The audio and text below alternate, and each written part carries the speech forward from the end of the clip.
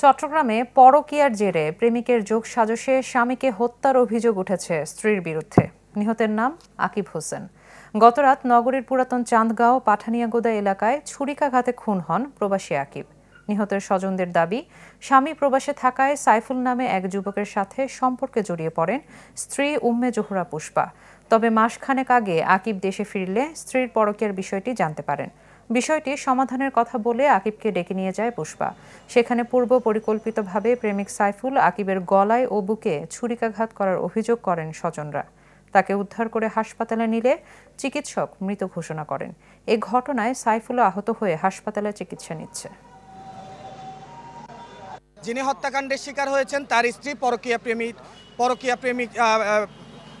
প্রেমে তিনি আসক্ত ছিলেন এবং তার পরকীয়া প্রেমিক যিনি ছিলেন তাকেই মূলত গতকালকে রাতে তাদের বাসায় ডেকে নেওয়া যাওয়া হয়। বের হয়েছে নাকি বাসায় আসার জন্য মার কাছে, অর্ধেক থেকে ওকে বউ ফোন করে নিয়ে গেছে। এরপর পরে মারা গেছে, ও ঘরের মধ্যে ঢুকে ছুরি দিয়ে মেরে ওকে শেষ করে ফেলছে। আমার বউ নিয়ে কেউ একজন বসে থাকবে, মাদক সেবন করবে, এটা তো এই জিনিসটা তো স্বাভাবিক না। তো কথা আপনার হাতাহাতি হওয়ার মধ্যে আমার বন্ধুকে নির্মমভাবে ছুরি দিয়ে একেবারে গলাটা দাবিয়ে দেওয়া হয়েছে। আপনি ছবি দেখলে বুঝতে পারবেন, এখানে মর্গের লাশ আছে।